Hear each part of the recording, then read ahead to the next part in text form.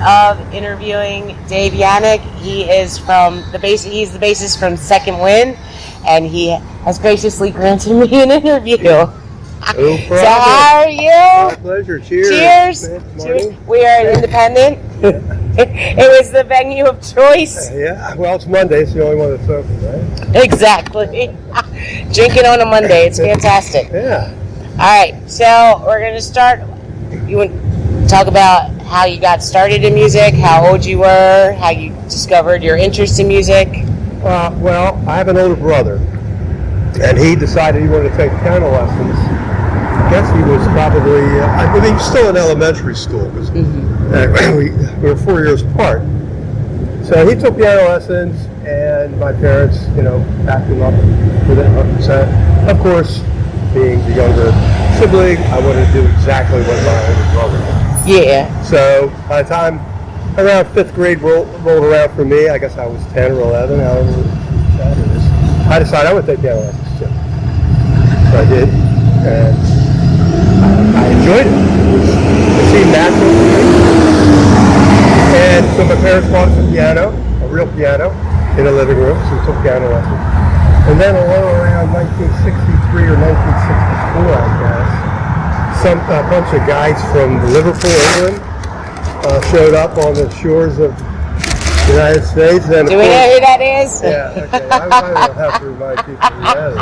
Anyway. So, of course, everybody wanted to play guitar, and including me and my brother.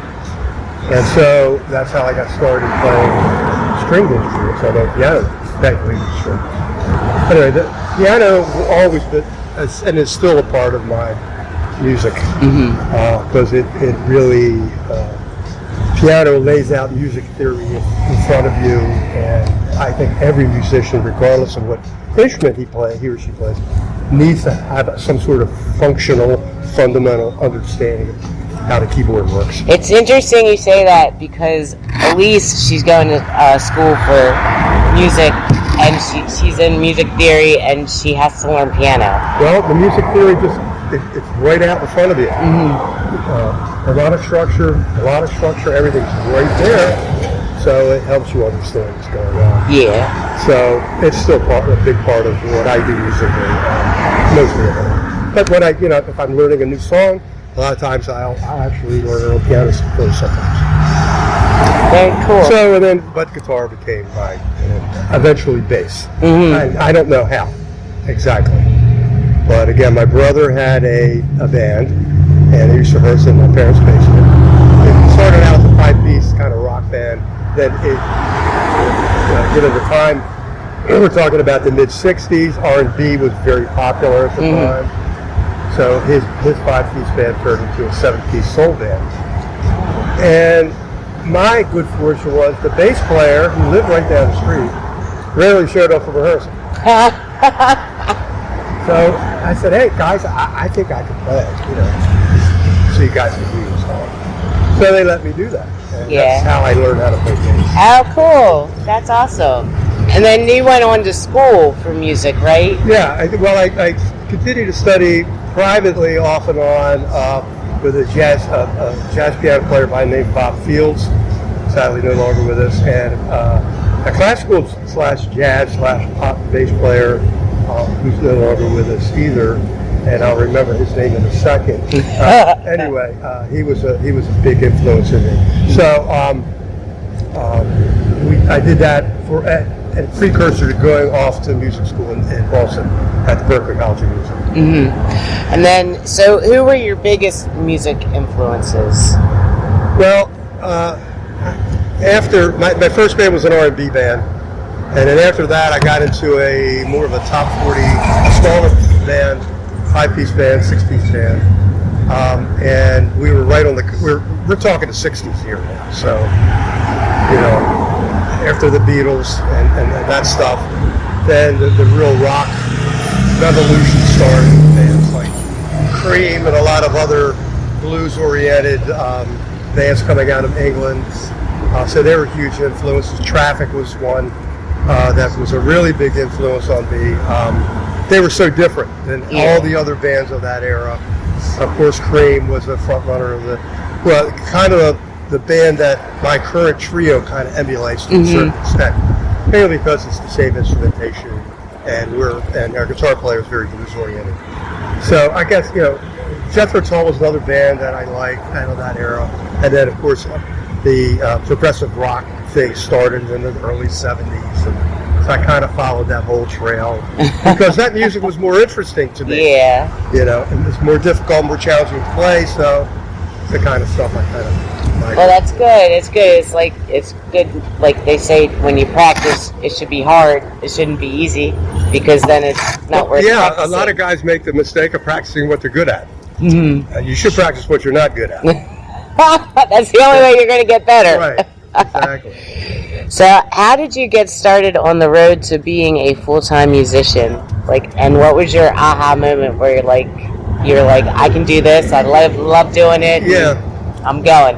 Yeah, I was. Again, we're talking about the late '60s now. I'm 16, 17 years old, and the band I was in at the time was doing pretty well, and so we were playing a fair amount. And then, you know, guys get restless in bands.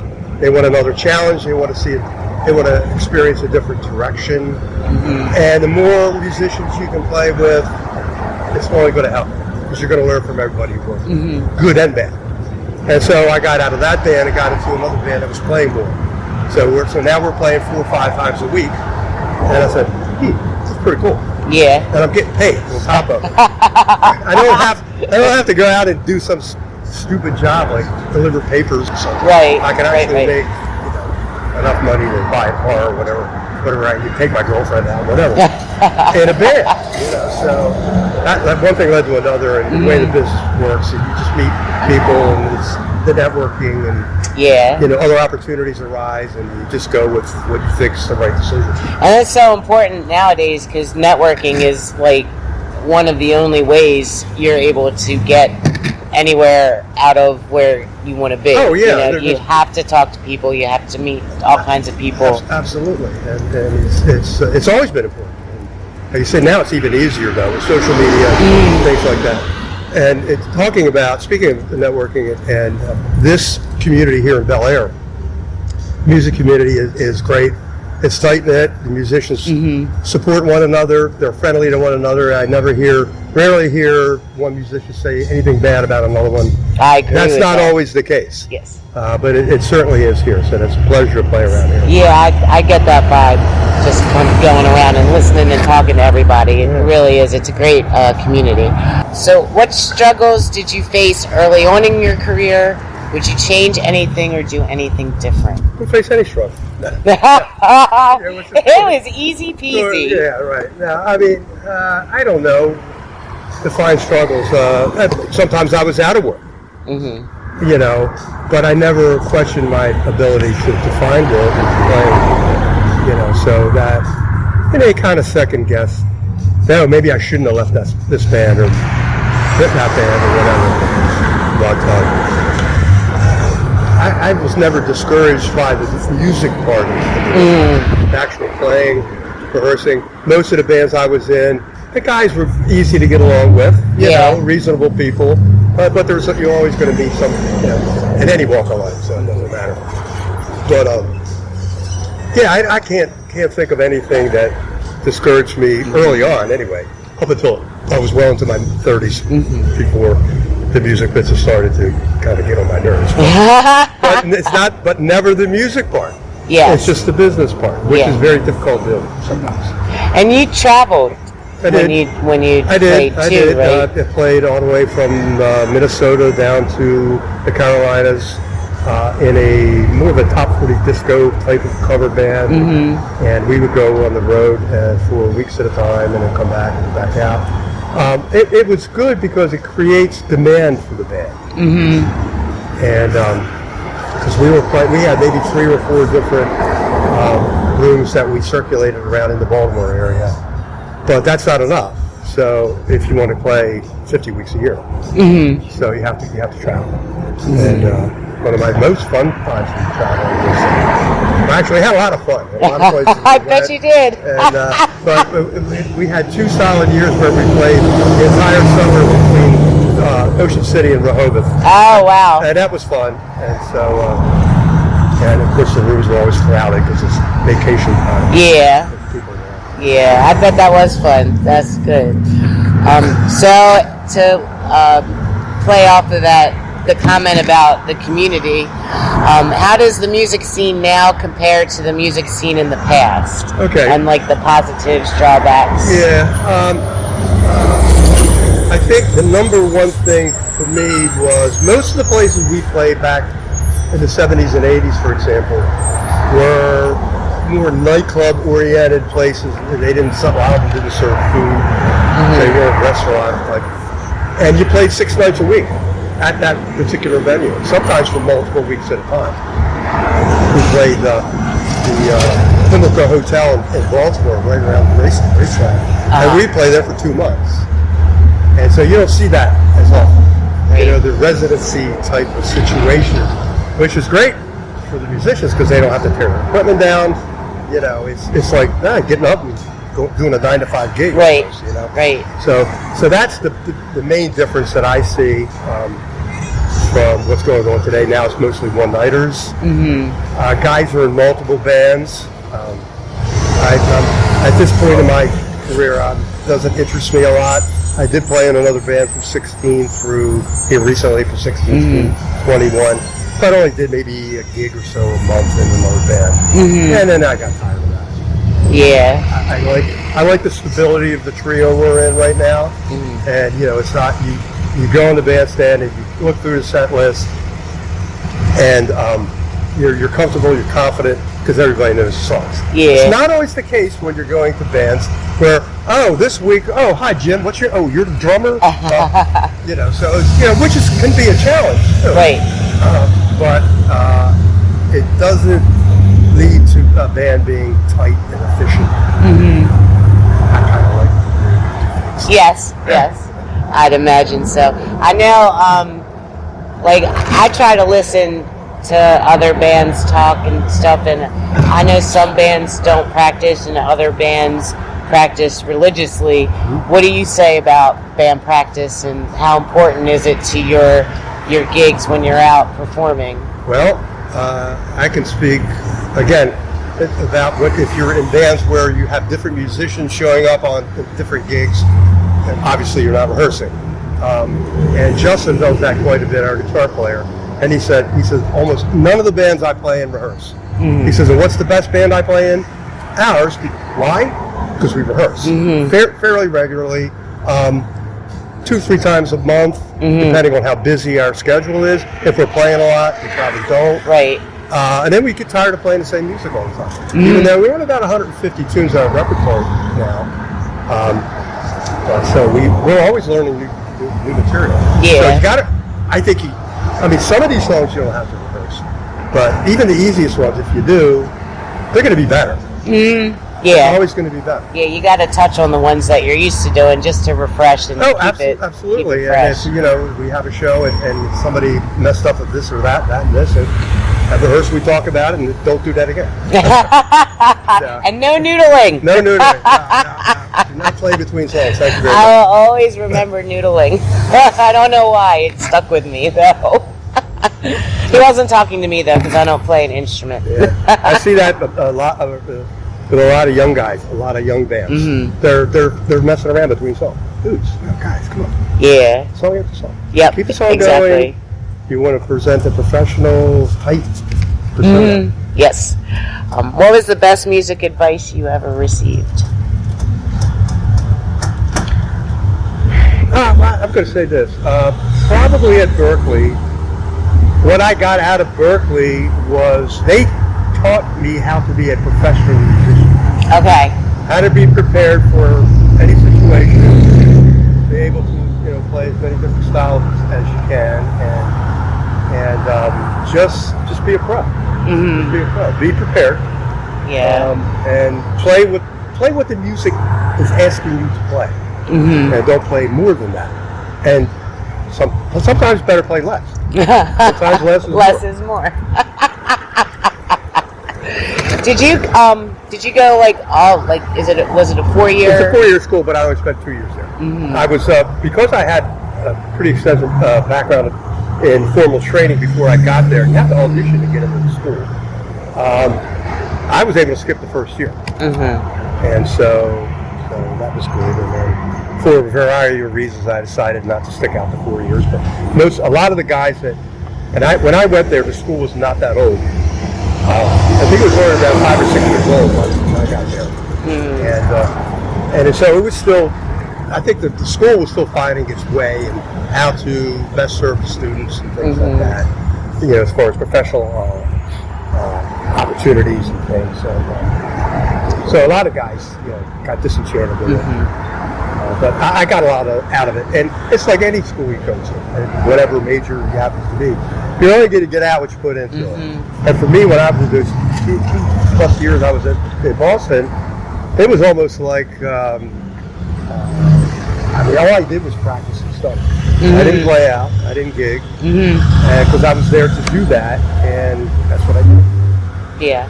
So do you recommend that if people have the opportunity to go to school or get some teaching, whether it's like voice lessons or for your instrument, do you recommend that they jump on it and take any opportunity they get to learn that way, like structured? They have formal formal training. Yes.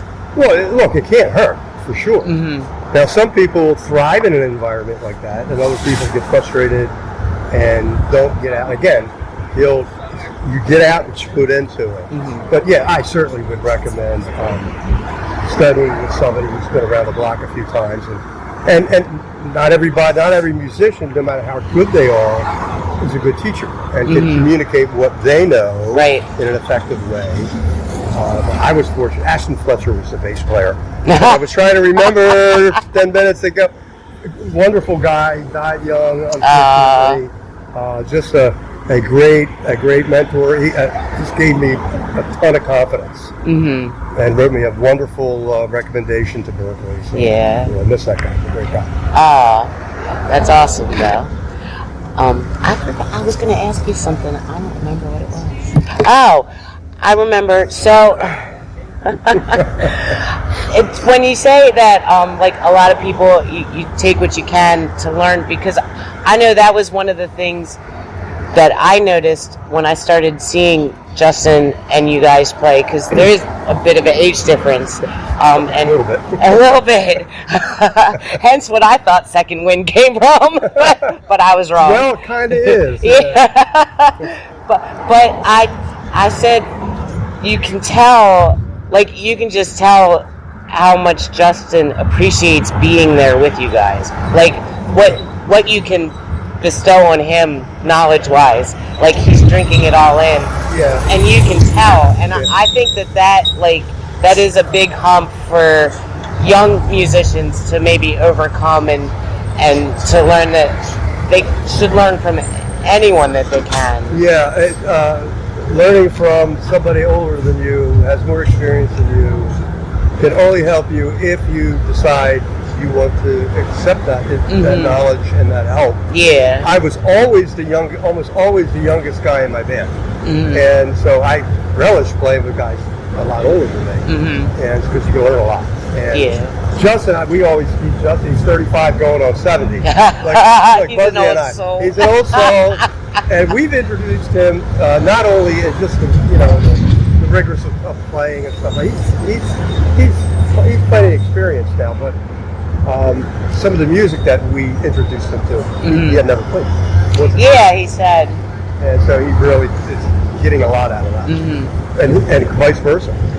Well, I was just going to say, and he's introducing us to stuff that we have never played before. And I think that's really good. You can tell that chemistry is there. Like you guys are just as welcoming to learn and see as he is, and it's just a good. No such thing as you can't teach an old dog. What new trick have you learned? What's the newest trick you've learned, Dave? Yes. I don't know. That's a good question. That is a good question. Kind of blindsided me with that one. I don't know. I like to say Buzz and I have forgotten more music than we currently know. And but I mean, there's always something. you know, there's always something new that's, you know, music you've never played before. So you're going to learn from that. And could it be a trick from what that bass player's playing on that particular song, or how that vocalist is phrasing something, you know? So I'm always learning stuff. Were you ever surprised, like, if Justin mentioned something someone you weren't like sure of, or you didn't really know, or you didn't think you would care for playing, like surprisingly you were like, oh, that's really cool or awesome? Yeah, oh, absolutely, absolutely. Yeah. And another thing that we do too is if all three of us recommend songs, and if one of us says, no, I don't want to do it, okay, because there's so much music. Yeah, there's a lot. You know, and sometimes, you know, I might recommend a song that I like, but that really doesn't fit the trio format. And of course, they won't hesitate to play. You know, and so I'm glad that, because I didn't realize I just got wrapped up. Oh, I really love this tune. It's so cool. You can't do that.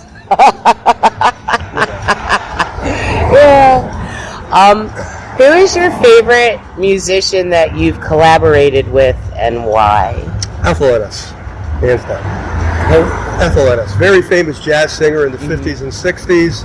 Her contemporaries were, would be Roberta Flack, among the pop artists. And I had the good fortune of working with her. She was in her late 40s when I played with her for about 4 or 5 years, off and on.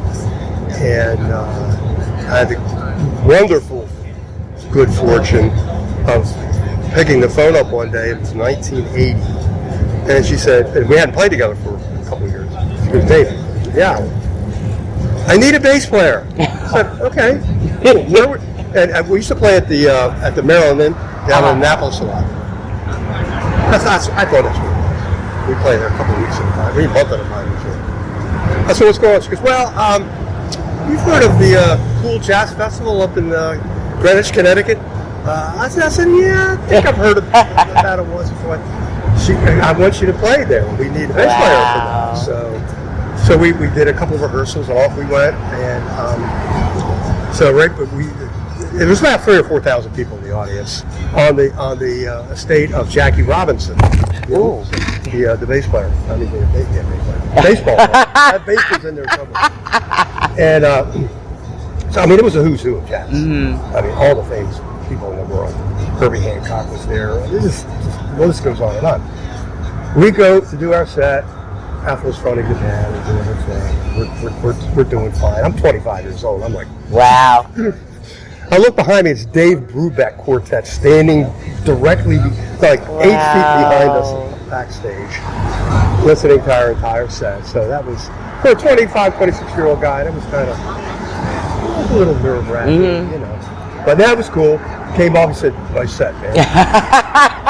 You were like, I made it. I told my wife, I made it. That's what it is. Dave Brubeck said I said it again. Your aha moment. There you go. Not aha, but aha. Yeah. That's your I made it. I belong here. Yeah, it was cool. We had the green room. Got to meet a bunch of guys. I didn't touch 1 ounce of my equipment. Everybody just set it up for me and packed it back. Oh, that's nice. We had complimentary food. Treated us like gold. Nice. I made, I don't know, $500 or $600 in 1979, 1980 for 45 minutes set. It's a lot of money. That's cool. That's cool. What's the biggest amount that you've played in front of? Like the largest? That was probably one of the largest crowds I played. I was in a band, rock band, and we opened for Buddy Miles at UMBC. And it was probably about 1,500 in the audience, like 2,000. That's cool. That's nice. Do you practice a lot? Like when you're not rehearsing with the band, do you practice a lot on your own? Not too much anymore. Not too much. When you were younger, what was your practice process like? Like to learn a new song? I just played something every day. And the schedule demanded that I was playing at the time I was playing full time. Yeah. So I was learning the music. You know, it's 6 nights a week. We rehearse sometimes 2 and 3 nights times a week after the gig and the club we were playing. Oh, wow. So I was constantly on my instrument. So I didn't have to practice too much my own as far as my technique or whatever, because shit, I'm the man that, hey, you gotta learn this, you gotta learn that. So, how are you lucky enough?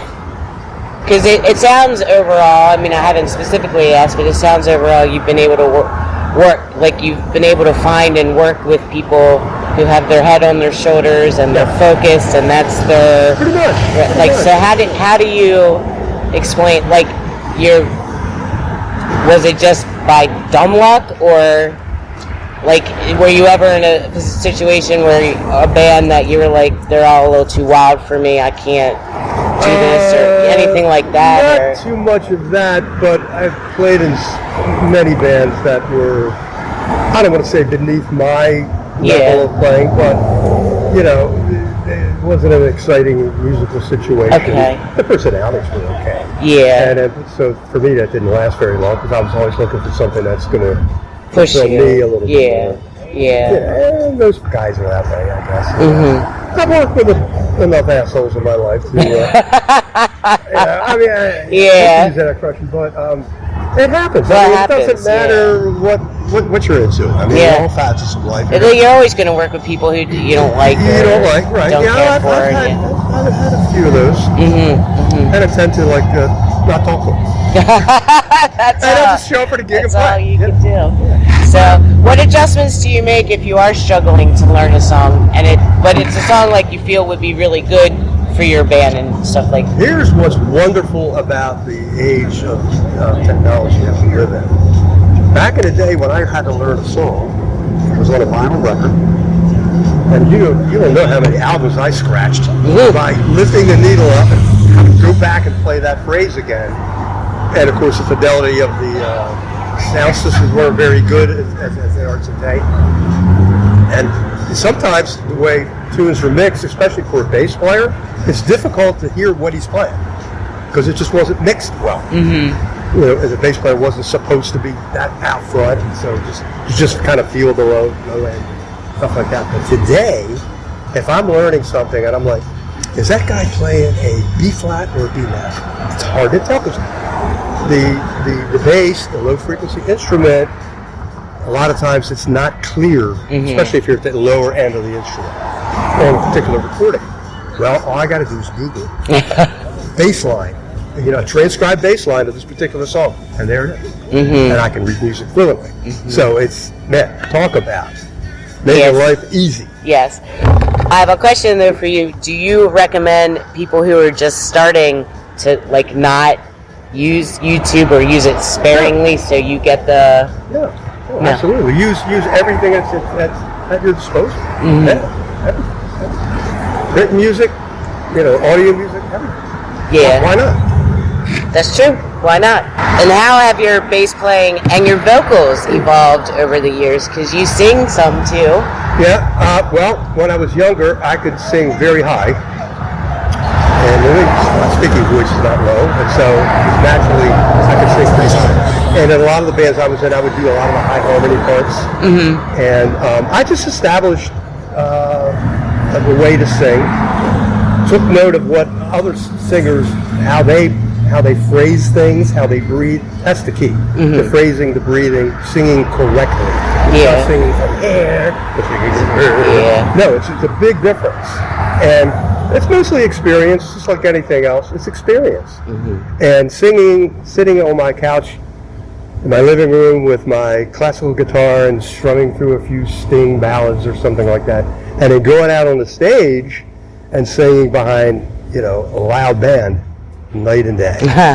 So the techniques are different. And it's just experience, and more than anything else. And paying attention to your, that you're not pitchy, you're on key. Don't do something that will take you off key just because you think it's cool. That's a quick way to screw up the song. Sing the song, make sure you're really comfortable with it. Then you can experiment with melody. Right. Same as cooking.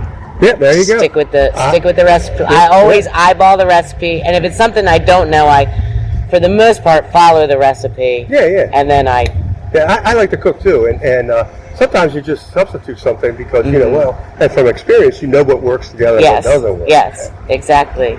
Exactly. But now when I'm making drinks, I have to really look up. I am not a good drink maker. I'm a beer drinker. I'm going to work on it. I depend on these guys to make the recipe right. The problem is the bottles are so large. Like, I made the rhythm and blues, and I still have I gotta find drinks for the blue curacao and the white rum because we don't drink. We drink wine and beer. That's what we drink. Well, that curacao will stay around for the next 10 or 15 years. I know. Well, that's always a good bottles thing. of bourbon and vodka in my refrigerator. I know. We need to come over. You need to have a party. Well, Susan wants to. She goes, I'm getting tired of drinking beer. And my son-in-law will drink bourbon once in a while, and we'll do it in the holidays. So I asked him, I said, what's a good bourbon?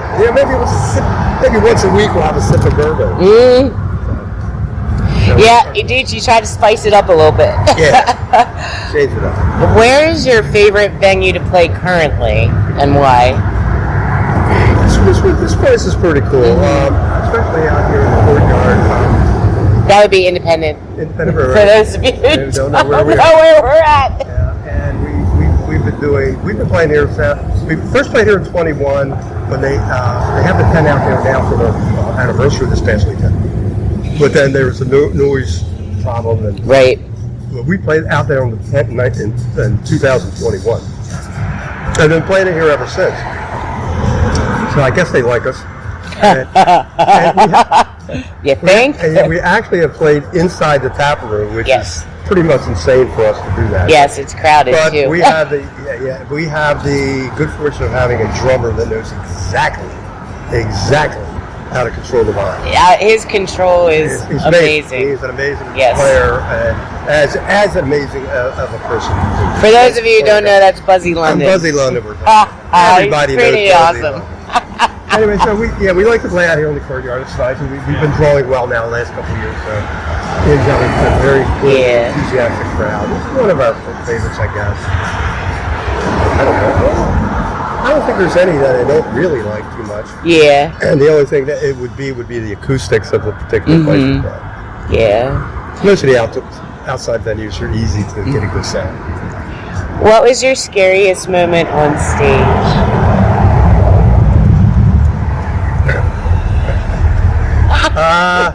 Well,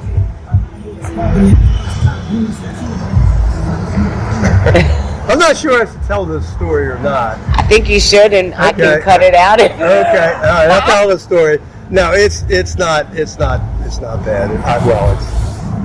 I'm young. We're playing in Dundalk, a place called the Keystone Inn. Mm-hmm. It's called. I can't remember. It's changed ownerships a couple times. I can't remember the name of it now. Anyway, it's right on Oliver Avenue. And I'm in a 6-piece band. We had a rhythm section and a lead singer and a guy who played flute and some keyboards and, of all things, trombone. Because this particular band used to be a soul band, but then they pared it down and got rid of the third section, but they liked the flute player. Anyway. The Keystone on certain nights, we would play there, sometimes on the weekends, but we'd also play there on Wednesdays and Sundays. And I think Wednesdays was 10-cent beer night. So you can imagine what 10-cent beer night. What year is this? This was probably 1971. 1971. Something like that, yeah. That was a little before my time. A little before your time. I wasn't quite born yet. Anyway, the stage was wide but very narrow. So the drummer would be back up on a little platform, and I would have my amp there and my amplifier head down in front of my speaker cabinet. And then the front of the stage was also narrow. And I'm standing next to the flute player who was completely drunk. And so we're doing a ballad. So the lights are down.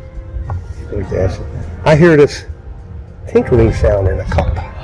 Oh no! And I turn around and look at. I won't tell you who the guy was. And he's urinating in the cup. Oh my goodness! And I thought he was pissing on my amp head. Oh! I'm like, dude, what are you doing?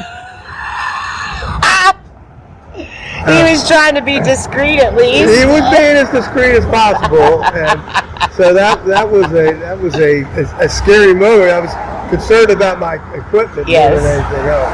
I mean, personally, I don't think I've had to. Well, I mean, you get nervous and you get scared if you like know the song very well. You know, I got to do my best to get through the song, but there was a couple other stories kind of like that, but we'll leave it at that. Okay. What was your funniest moment on stage? Well, that was funny too. I guess that was, I don't know, we've had plenty of funny moments. Nobody actually doing anything like fall over or something like that. And it usually involved a little bit too much alcohol. Yeah. And somebody be so, the same place. What was cool about that place, well, the weekends, we would play with another band, so we would split sets. Which was fun. You get to meet new people, other musicians. And if you're looking at the stage on the extreme right side, there was a B3 organ set up, and there was a lattice that was to the left of the keyboard player. He's looking out at the audience, and there was a bar set up there. And so it separated the stage from the wall. Well, the keyboard player at the other band decided he was going to play a trick on our keyboard player, drops his pants, presses his rear end up against the lattice. Oh my goodness. While we're playing. And again, I won't name names. Keyboard player looks over and goes, and of course everybody on stage just That's funny. completely Yeah, that is funny. Yeah, it was harmless. Nobody knew what was going on. Nobody in the audience knew what was going on. That's funny. That's the kind of shenanigans you would come up with. Musicians are crazy people. Yes. And as you know, you're married to one. I am. They can be a little wacky at times. Yeah, well, they're fun-loving. Yes. I think. Yeah. I think fun-loving's a better way to put it. That's a better way to put it. Than wacky. Yeah. They do. They like to have a good time. Mm-hmm. What advice do you have for new musicians just starting out? Or also, it would be good advice coming from you. Also, if you're not quite like a new band, but you've been around and you're having a little difficulty pounding the pavement, getting gigs, do you have any advice for? Well, I would hope somebody would give me some advice. It's especially nowadays. There's fewer places to play and way too many bands, and many of the bands are good and should be playing somewhere. But it's tough. My advice for if you're a band, now rephrase that again: starting musician or starting band. A new musician. A new musician. Again, just starting out. I mentioned this earlier about playing piano, learning functional piano. Yes. In fact, at Berkeley, you had to. Mm-hmm. You had to pass a course. It's a one-semester course, and even if you played drums, timbales, whatever you played, you had to pass this course. Yeah. Of course, I had previous piano lessons, so I walked into the class first day, and I told the instructor, I said, "Yeah, I can play." He says, "Okay, well, go to the last song in the book, and next week and come back and play it for me." I said, "Well, I can do it now." So then he gave me an A, and I walked out of the class. Oh, cool! That was great. That worked out in your favor. Yeah. I mean, why sit through 12 weeks of something? Yeah, exactly. And what would be a dream gig? What would be your dream gig? I think it's kind of happening right now. I mean, like I say, I played with nationally and internationally known musicians. I wouldn't mind doing maybe some staff work at a studio. I've done that in the past, and that was cool because that was like just like going to an office somewhere. It was very easy. You have to schlep your equipment. So I'd like to do something like that again. But as far as the band's concerned, I've traveled a lot. Like I said, I've played in all sorts of different types of bands.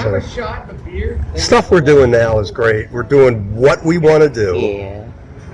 We're still throwing in some songs that we feel is, more audience oriented, more friendly, just to make sure get everybody on our side. Yeah. But we're not making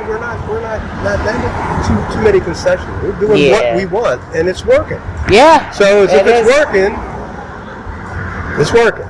And I'm working with two very talented musicians who are great people. We're like a family. Our wives like each other. How long have you been together for now? This band has been together for 5 years, and we played in another band prior to that for 4 years.